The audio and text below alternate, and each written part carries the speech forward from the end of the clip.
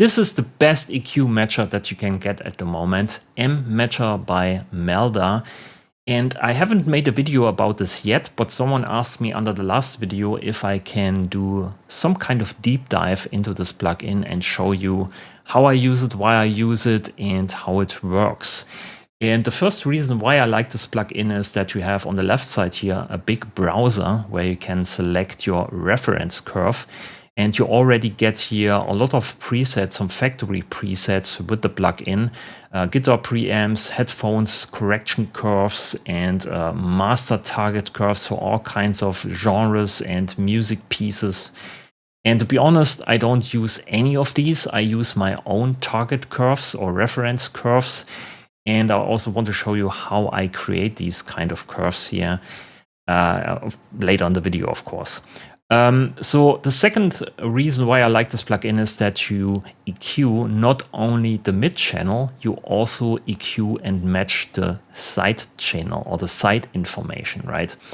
And it's really important for me because you can control your stereo field with this pretty nicely. So the big question is now, why do I use a matcher plugin in the first place? Why not just manually EQ your master? And that's exactly what I did for many, many years. But the problem is not that I'm lazy or anything like this. It's more like consistency. I like consistency.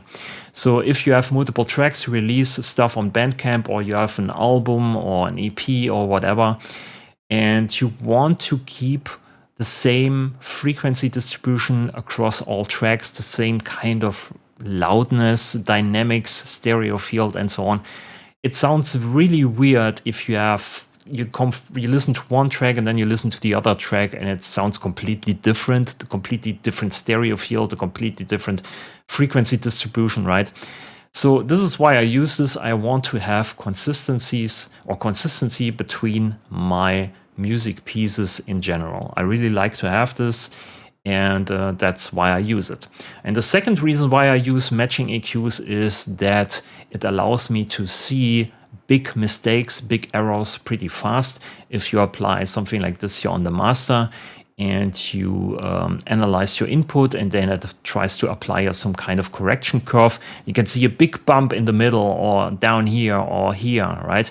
You know instantly, oh, something is wrong. Maybe the bass is actually high passed, or the drums are not cutting through, or something like this, right? Or the pads are too quiet, or, you know, some big mistake. You can see it instantaneously here on this graph when it tries to compensate in certain frequency areas.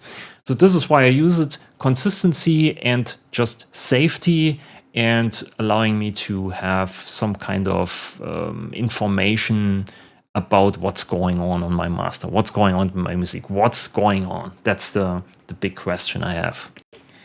So let's put it to use. In the background here, you can see a track already. And on the master, I have here this M Matcher plugin instance. Nothing is happening. I just selected here some kind of reference curve. And I want to go here for drum and bass deep roller average preset. That's my own preset here.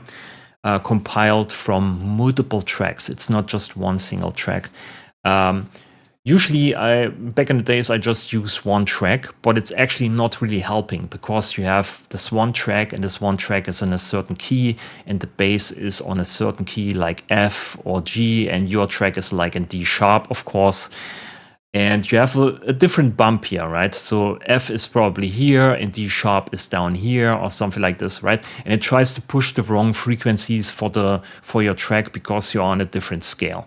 So what I do usually is I use a lot of smoothness here. So I smooth out the EQ curve, right? So you have a rough guidance for the right direction. So it's not really trying to push one note at a time in the bass, for instance. And I use multiple tracks for reference, not just one track. And in an ideal world, you use maybe different tracks with different scales, different bass notes, and so on, and then you get better results. Okay, so let's put this here to use. I have a track in the background. Nothing is going on at the moment. No processing is applied, so I hit play. Let's analyze this here. And you can see it collects a lot of information here from the side channel and also from the mid channel. Very important.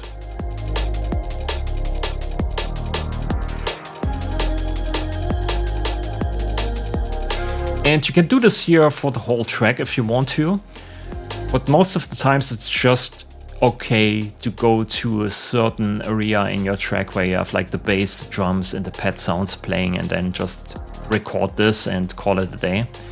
When you're done, you just hit here the analyze button again, and then it already applies here in correction curve because we selected here this reference curve, the drum bass deep roller preset, and we analyze the input. So now it applies here a correction curve. You can see it tries to push here the frequencies on the side channel around 30 Hertz a lot. And on the mid channel, not so much is going on. Maybe here around 200 Hertz, there's a push. 1K, there's a small push. And also here at 20K to bring out here the high end a bit more. So that's what this EQ tries to do. We can also open up here the advanced settings. And you can see there's a button called Keep Level. If we use this, it kind of compensates here for the loudness. When you apply an EQ and you push a lot of frequencies, of course the output is much higher than the input. And here you can compensate for this. With this we have a much better kind of insight of what's going on with the EQ. So we can use here the dry wet knob, which is actually not a dry wet knob, it's actually an amount knob, because it scales the correction curve here from 0, so no processing, to 100%. So let's listen to this.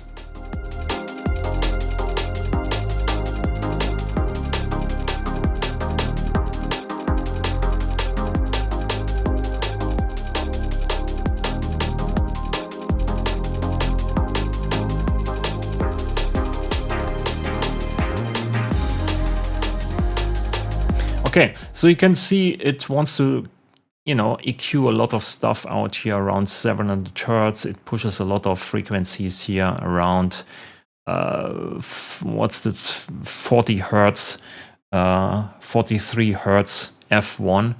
It's probably the bass frequency. So yeah, you can see what's going on and then maybe go to the different channels and boost certain frequencies with the manual EQ for yourself. So let's say you have here a boost around 200 Hertz and you listen to your tune and you think, oh, well, actually the bass is actually not warm enough, or it's not, not prominent enough in the mix. So you have options here. You can say, oh, I actually have some room here. Maybe let's boost only on the bass 200 Hertz instead of on the master, where you push 200 Hertz then on every sound, on the drums, on the bass, on the pad sounds equally. So you can go here then to the bass bus and just boost something around 200 Hertz, and then you analyze your master again. And then maybe it's not boosting that much anymore here around this area. So you can use this more like an analyzer for your mixdown or for your bus tracks, right? So you can act then on the bus track instead of applying a big, heavy EQ correction curve on the master itself. So yeah, so this is how I use it. We can also now here apply different other curves, but most of the times here the drum bass deep roller is that's how I like to have my mix down, right? And most of the times I also don't dial in 100%. I also only go for 50% maybe here on the dry wet knob or on the amount knob. Then we have your smoothness. It's also important. I showed you this earlier. It just goes from very individual frequencies. That's maybe more interesting. Your smoothness 0% is more interesting for if you want to clone, let's say, amplifiers where you have like really specific small little frequencies you want to correct or you want to apply. But for the master, you want to go at least for 10%, maybe more, just to have a rough estimation of where you want to correct stuff.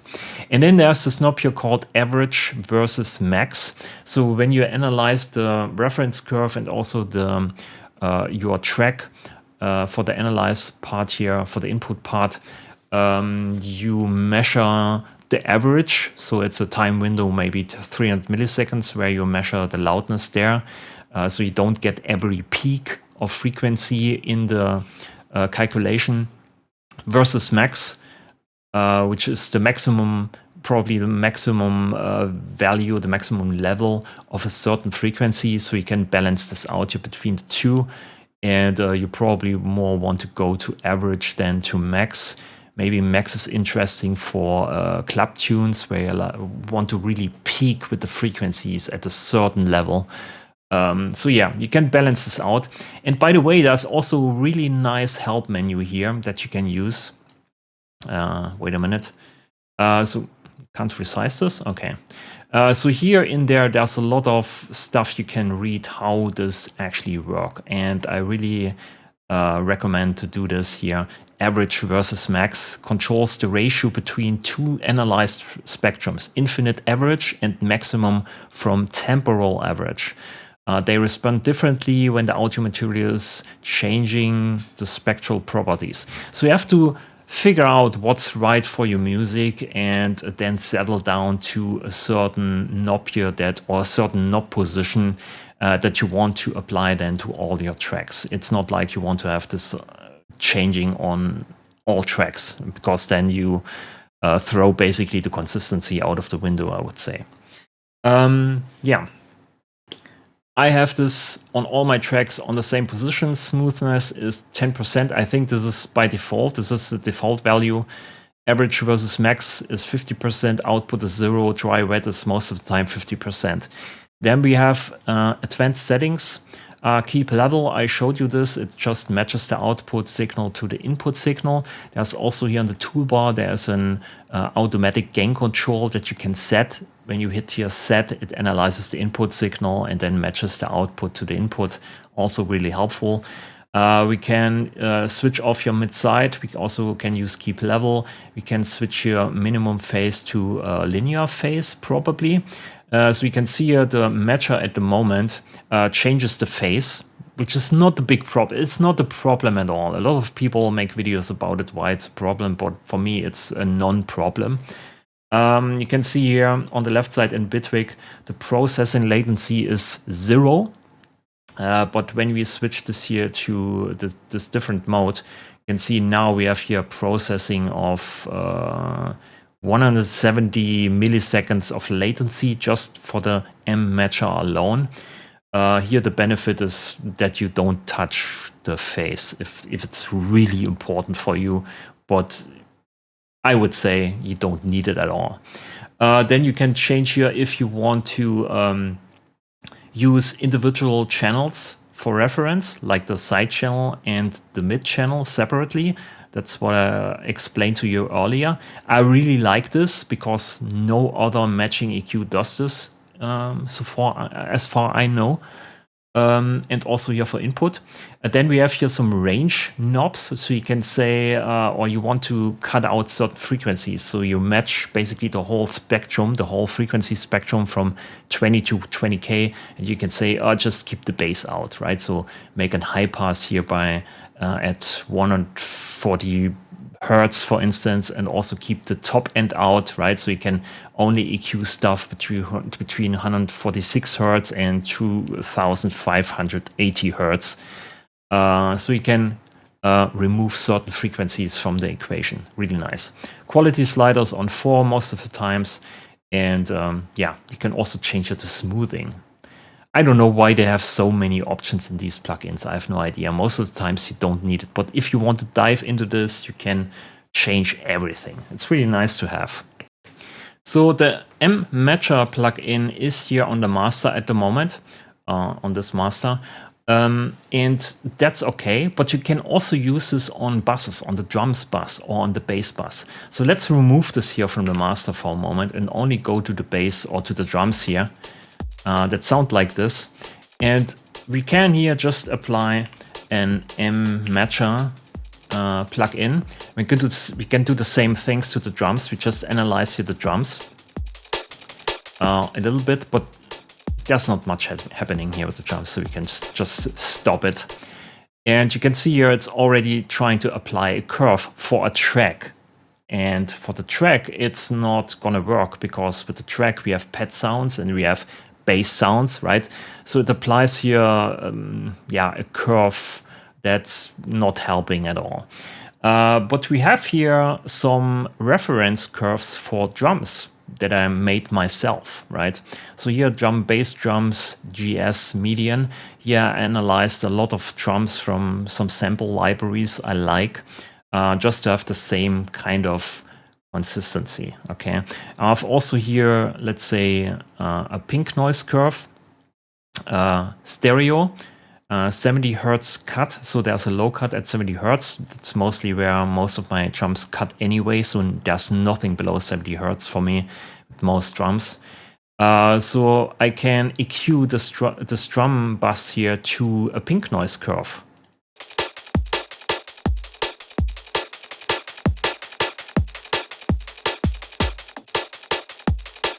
And again, I don't want to use 100%. I don't want to have pink noise, a real pink noise curve for my drums. I just want to go roughly in this direction. Okay, that's the idea. And most of the times when I do these mixing tutorials, or I did a mixing tutorial a few years ago about pink noise, and a lot of people are so, you don't need to use pink noise, and pink noise is not ideal, and it's, it's not the best curve to use. It's just a reference. You want to go slightly or roughly in this direction. You don't want to go there 100%. It's not, so you don't take it too seriously, what I say. Okay, so here you can use pink noise as a reference, but most of the times I just use my drums here. And again, it's not like that I could not EQ this by myself. It's more like for consistency. So I have roughly the same kind of sound or frequency distribution for the drums. Also, I have this here for the bass. It doesn't work in this case here, but yeah. And I show you then in a minute here how I do these kind of things, because it's also very interesting how this tool approaches this. So this is basically here the drum bus.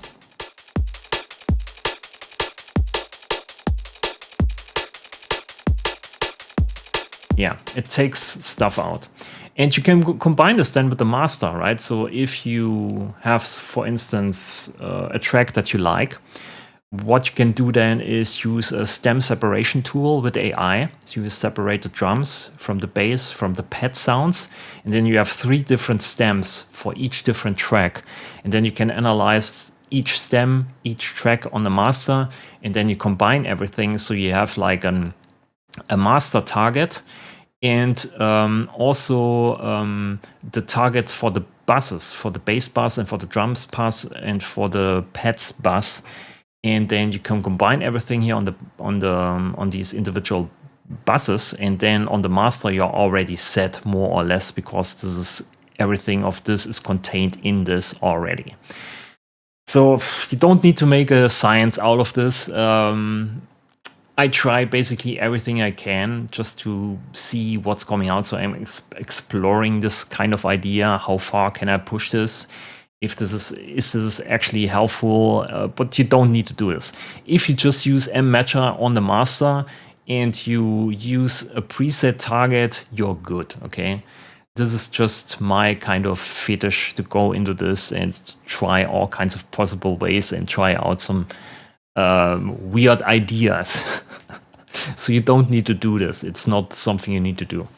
Okay, anyway, so these are the drums. You can also do this here on the bass bus. Let's listen to the bass, to the bass bus here. Let's call matcher, analyze it.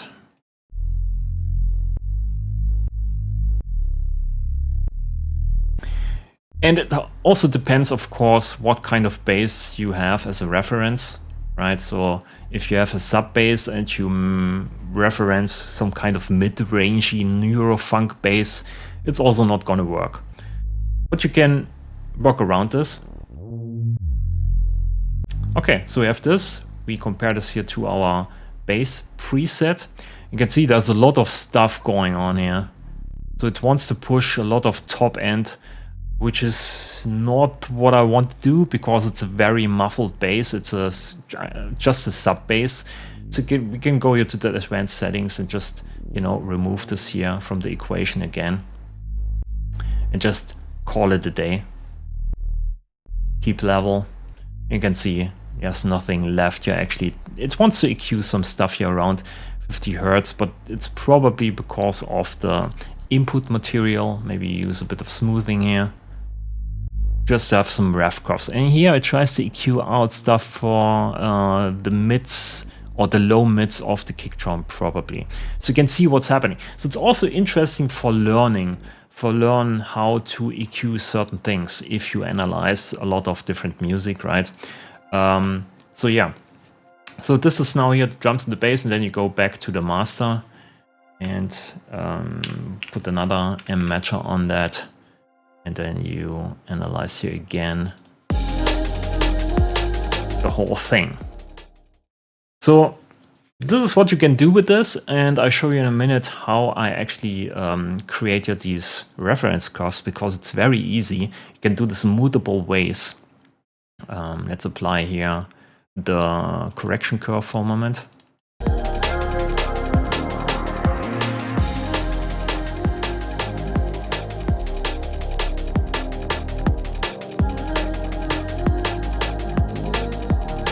Yeah, it sounds a bit more defined.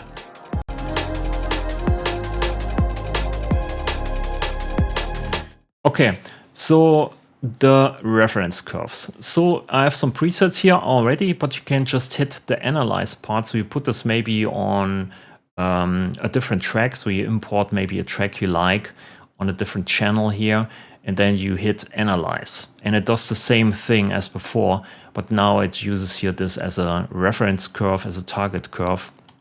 Here it doesn't really work because analyze, the reference is the same as the input, so it doesn't make any sense.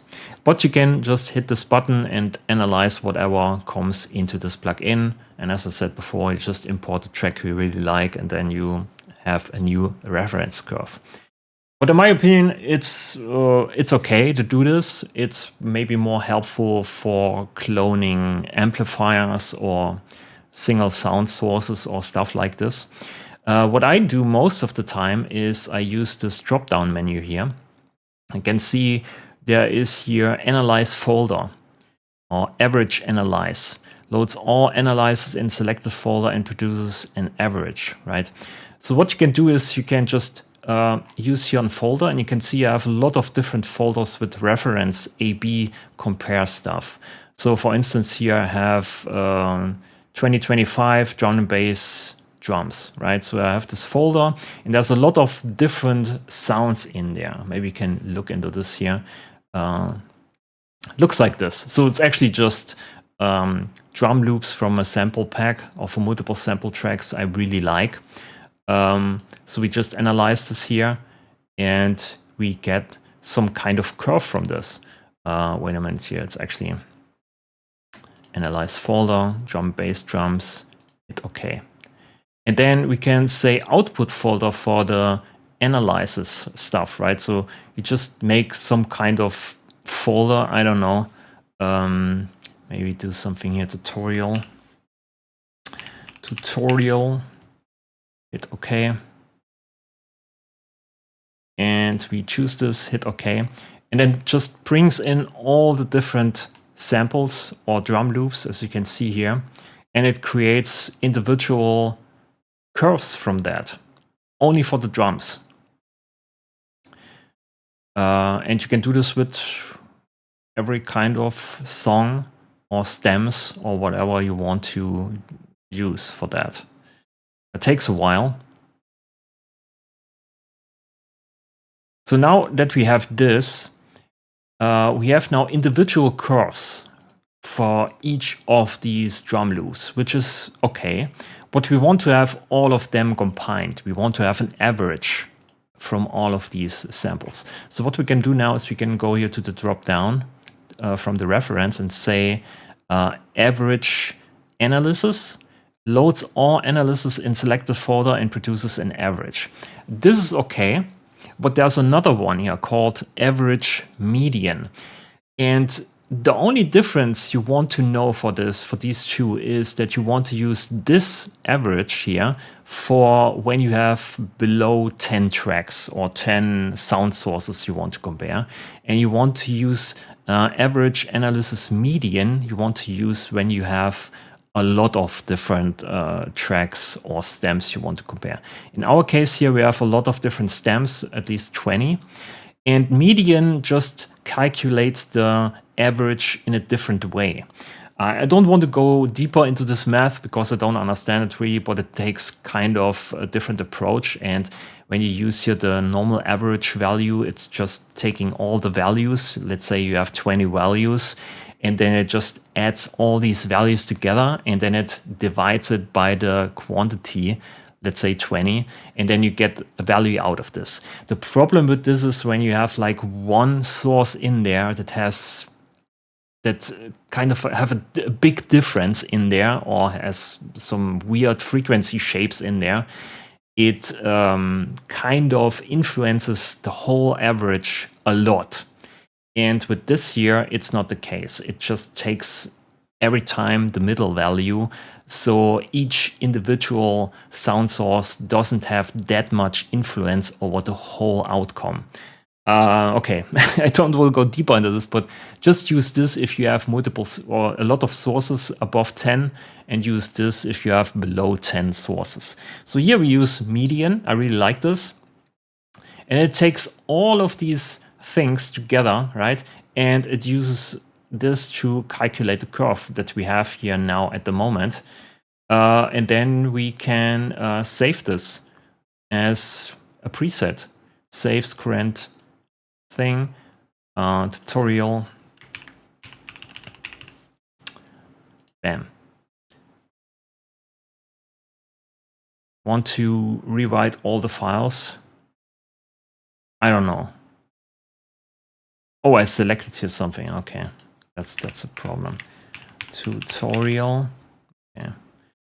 Okay, so now we have a preset here that basically combines all the drums from this folder as an average. So it's not like one single source, you have multiple sources. It's much better. And you can do this not only with drums, you can do this with complete songs. That's what you usually do, but I do it also for drums. And sometimes you can also do this for bass sounds, okay? And if you don't have bass sources, you can do something like this here. Here, this is more or less an EP from an artist, right? Multiple tracks as WAV files. I bought this from Bandcamp. And then I use a tool like Ultimate Vocal Remover. I show you this here. So this is more like a stem separation tool.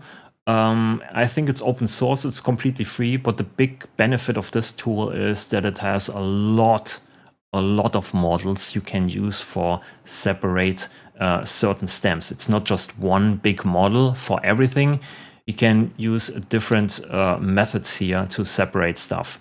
And you select basically an input folder here, which is here my EP I downloaded from Bandcamp. And then I select an output folder, which is then bass or drums.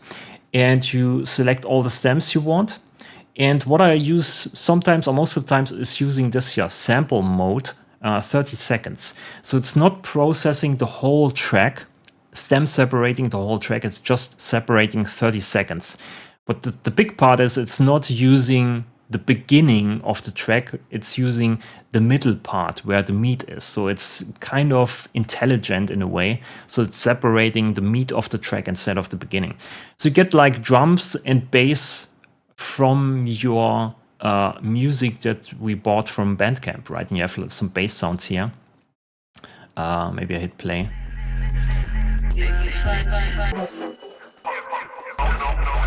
So it's not really correct. There's also some top end sounds in there. The drums sound like this. Also a problem here, sometimes the kick drum is not really recognized. It's combined with the sub sometimes. But you get a kind of feel for where all these sounds need to be on the buses and how loud they need to be. and what kind of frequency distributions they have. So you can analyze everything with these stem separation tools and then see where your stuff is, right? Where your drum bus is, what's happening on your bass bus, what's happening on the master.